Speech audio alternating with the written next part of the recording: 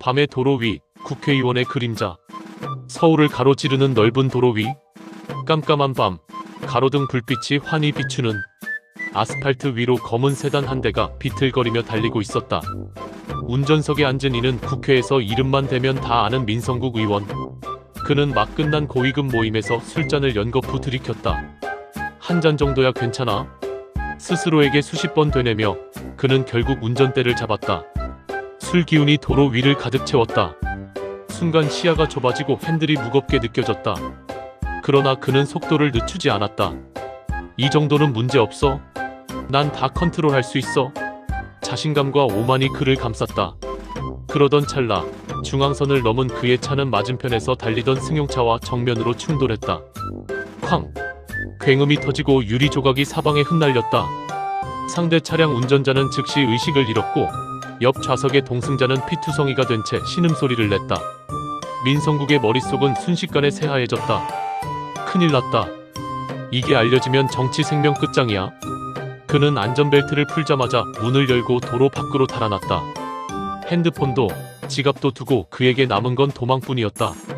사고 현장에는 그가 남긴 블랙 세단이 고스란히 증거로 놓여 있었다.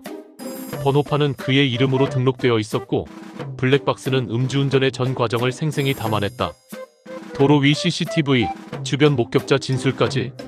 그의 발뺌은 불가능했다. 새벽 2시, 경찰은 그의 고급 빌라 앞에 도착했다. 거실 불빛이 환하게 켜져 있었고 그는 소파에 널브러져 있었다. 눈은 풀려 있었지만 여전히 오만한 기운이 남아 있었다. 민성국 의원님, 음주운전 및 사고 후 도주 혐의로 연행합니다. 내가 누군지 알긴 아나? 당장 경찰청장 불러와. 지금 내가 하는 게 어떤 결과를 부를지 책임질 수 있겠어? 그럼에도 수갑이 그의 손목을 조여왔다. 차가운 쇠붙이의 감촉이 전해지자 잠시 표정이 일그러졌지만 곧 비웃음을 지었다. 금방 풀려날 거야. 난 국회의원이니까. 사건은 곧 국민적 분노를 불러왔다. 언론은 연일 민성국 음주 뺑소니를 헤드라인으로 내걸었고 시민들은 분노의 댓글을 쏟아냈다.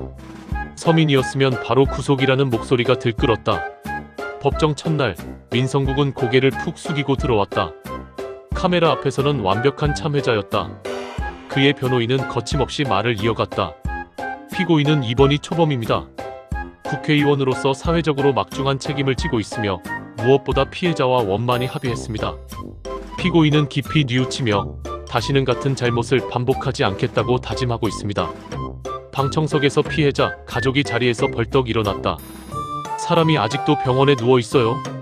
우리 가족은 평생 이렇게 살아야 하는데 저 사람은 몇 마디 반성한다고 풀어주는 게 말이 됩니까? 법정 안 공기는 순간 얼어붙었다. 그러나 판사의 목소리는 흔들림이 없었다.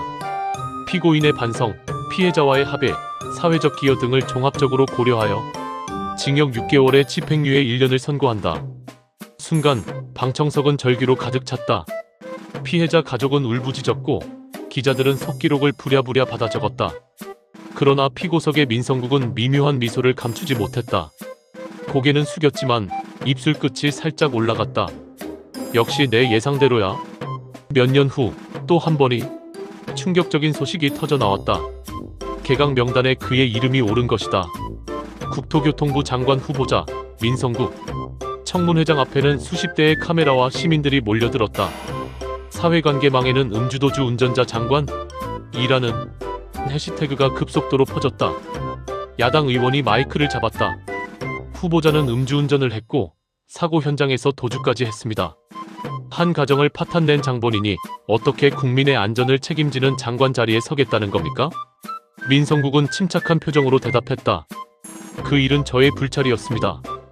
그러나 이미 법적 절차를 거쳤고 피해자와 합의했습니다. 저는 다시는 그런 실수를 반복하지 않을 것입니다. 국민 여러분께 진심으로 사과드립니다. 여당 의원이 곧바로 거들었다. 누구나 한 번쯤은 실수할 수 있습니다. 한 번의 과오로 그 사람의 능력 전체를 부정할 수는 없습니다. 민 후보자의 정책적 역량에 더 주목해야 합니다. 피해자 가족이 청문회장 앞에서 피켓을 들고 울부짖었지만 카메라 몇 대만 잠시 비췄을 뿐 곧 다른 이슈로 덮였다. 며칠 동안 언론은 그의 과거를 파헤쳤다.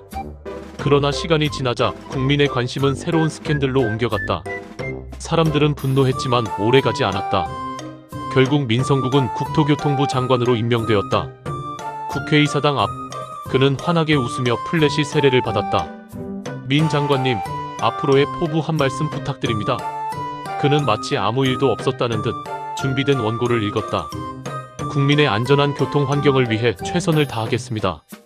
한밤의 도로에서 시작된 참극은 결국 권력의 무대 위에서 희극처럼 끝맺어졌다. 피해자의 고통은 합의금이라는 종이 위에 묻혔고 법정은 권력자의 미래를 걱정하며 집행유예라는 이름의 면죄부를 내렸다. 그리고 세상은 너무도 쉽게 잊었다. 민성국의 그림자는 도로 위에서만 드리운 것이 아니었다. 그것은 국회와 법정, 그리고 청문회장 위에까지 짙게 드리워져 있었다. 법이 평등하다 말하지만 그날 밤의 진실은 너무도 분명했다. 법은 약자에게는 칼이었고 강자에게는 방패였다. 윤창호법은 2018년 음주운전 사고로 숨진 고 윤창호 씨 사건을 계기로 제정된 법으로 음주운전에 대한 사회적 경각심을 높이고 강력한 처벌을 통해 재발을 막자는 취지에서 출발했다. 초기엔 혈중 알코올 농도 기준 강화와 형량 상향으로 큰 효과가 기대됐지만 이후 헌법재판소의 일부 위헌 결정과 법원의 양형 완화로 실제 처벌 수위가 낮아졌다는 지적이 나오고 있는 것이 현실이다. 결국 음주운전은 여전히 반복되고 있고 피해자 유가족과 시민들은 입법 취지가 퇴색되지 않도록 보다 실효성 있는 제도 보완을 요구하고 있다.